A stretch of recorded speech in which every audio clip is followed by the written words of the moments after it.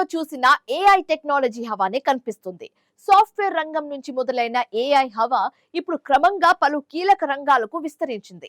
AI రంగంలో ప్రపంచంలో అగ్రస్థానంలోకి చేరడమే లక్ష్యంగా భారత్ ఏఐ ఇంపాక్ట్ సమ్మిట్ ను నిర్వహిస్తుంది.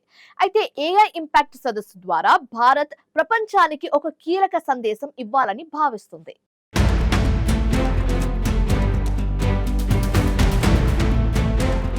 మన దేశ ప్రతిభను ప్రదర్శించడం, డిజిటల్ పబ్లిక్ మౌలిక సదుపాయాలను విస్తరించడం, విస్తృతం అవుతున్న అంకుర సంస్థల పర్యావరణ వ్యవస్థను ప్రపంచానికి పరిచయం చేయడం ఏఐ ఇంపాక్ట్ సదస్సు ఉద్దేశం. అలాగే ఏఐ రంగంలో భారతీయులకు మరిన్ని అవకాశాలు కల్పించడమే లక్ష్యంగా ఈ సదస్సును నిర్వహిస్తున్నారు. అయితే ఈ సదస్సుకు భారీ స్పందన వస్తున్న నేపథ్యంలో భారత్ అనుకున్న లక్ష్యం నెరవేరే అవకాశం ఉంది.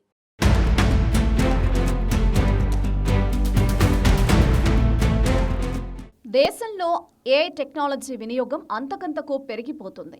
ముఖ్యంగా పలు కీలక రంగాల్లో ఏఐ టెక్నాలజీ వినియోగం భారీగా పెరిగింది. ఆర్టిఫిషియల్ ఇంటెలిజెన్స్ రంగంలో భారత్ ప్రపంచంలోనే అగ్రస్థానంలోకి చేరాలనే లక్ష్యంతో ముందుకు సాగుతోంది.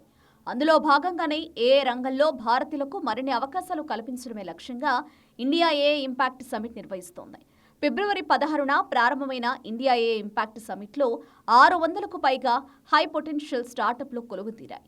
13 దేశాల పెవిలియన్లు సందర్శకులను ఆకర్షిస్తున్నాయి.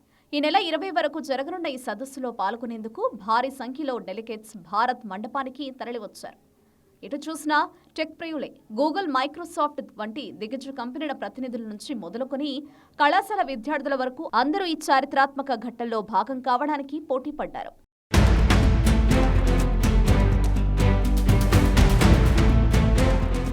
ఏ ఇంపాక్ట్ సదస్సు ద్వారా భారత్ ప్రపంచానికి ఒక కీలక సందేశం ఇవ్వాలని భావిస్తోంది. ఏ అనేది కేవలం ధనిక దేశాలకే పరిమితం కాకూడదని, గ్లోబల్ సౌత్ అని పిలిచే అభివృద్ధి చెందుతున్న దేశాలకు కూడా ఈ టెక్నాలజీ ఫలాలు అందాలని భారత్ బలంగా వాదిస్తోంది.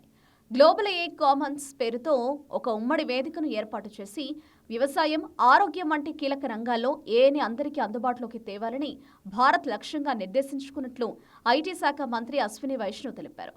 ఈ నెల 19-20 తేదీల్లో ప్రధాని మోదీతో పాటు ఫ్రాన్స్ అధ్యక్షుడు ఇమాన్యుయల్ మాక్రాన్, బ్రెజిల్ అధ్యక్షుడు లూయిస్ ఇనాసియో సదస్సులో పాల్గొంటారు. వీరితో పాటు సుమారు 20 దేశాల అధినేతలు ఈ సదస్సుకు హాజరవుతారు. భవిష్యత్తులో ఆర్టిఫిషియల్ ఇంటెలిజెన్స్ దిశానిర్దేశం ఎలా ఉండాలి, ప్రభుత్వాలు దీనిని ఎలా వినియోగించుకోవాలనే అంశాలపై వీరు ఆ సమ్మిట్లో చర్చించనున్నారు.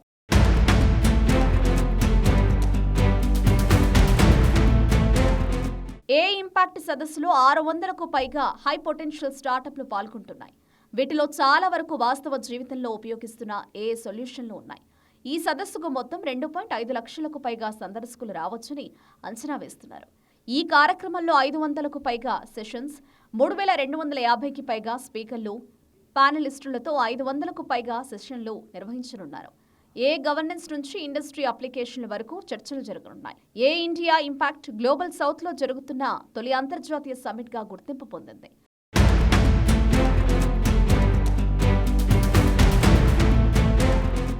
ఇక ఈ సమ్మిట్ లో ఇండియా ఏ మిషన్ కింద 12 స్వదేశీ ఏ ఫౌండేషన్ నమూనాలను ఆవిష్కరించనున్నారు. భారత డేటా సెట్లపై శిక్షణ పొంది దేశంలోని 22 అధికారిక భాషలకు అనుగుణంగా అభివృద్ధి చేశారు. ఈ ఎక్స్పోలో ఏఐ ఎకోసిస్టంలో అంతర్జాతీయ భాగస్వామ్యాన్ని హైలైట్ చేస్తూ 13 దేశాల పెవిలియన్లను ఏర్పాటు చేశారు. పీపుల్, ప్లానెట్, ప్రోగ్రెస్ అనే 3 ప్రధాన థీమ్లుగా ఈ ఎక్స్పోను విభజించారు. ఇందులో 300కి పైగా ఎగ్జిబిషన్ పెవిలియన్లు, ప్రత్యక్ష డెమో ప్రదర్శనలు ఉంటాయి. వ్యవసాయం నుంచి విద్య, ఆరోగ్యం వరకు వివిధ రంగాల్లో ఏఐ ఎలా ఉపయోగపడుతుందో ప్రత్యక్షంగా చూపించనున్నారు.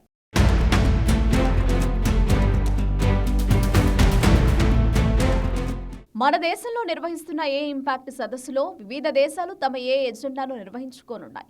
మన ప్రతిభను ప్రదర్శించడం, డిజిటల్ పబ్లిక్ మౌలిక సదుపాయాలను విస్తరించడం, విస్తృతమవుతున్న అంకుర సంస్థల పర్యావరణ వ్యవస్థను ప్రపంచానికి పరిచయం చేయడం ఈ సదస్సు ఉద్దేశం. కృత్రిమ మేధ, పరిశోధన ప్రయోగశాలలు, బోర్డు రూమ్లను దాటి బాగా అభివృద్ధి చెందింది. ఇది ఆరోగ్య సంరక్షణ వ్యవస్థల తీరును పునర్నిర్మిస్తోంది, వ్యవసాయాన్ని మారుస్తుంది, ఆర్థిక మార్కెట్లను, విద్యా వ్యవస్థలను పునర్నిర్వచిస్తోంది, కార్పొరేట్ వ్యూహాలను తిరిగి రాస్తోంది. మన దేశం విషయానికి వస్తే ఈ సమ్మిట్ కేవలం భాగస్వామిగా ఉండడమే కాకుండా ఏ యుగం నియమాలు, ప్రమాణాలు, అవకాశాలను రూపొందించడంలో కీలకంగా ఉండాలనే ఉద్దేశాన్ని స్పష్టం చేస్తోంది.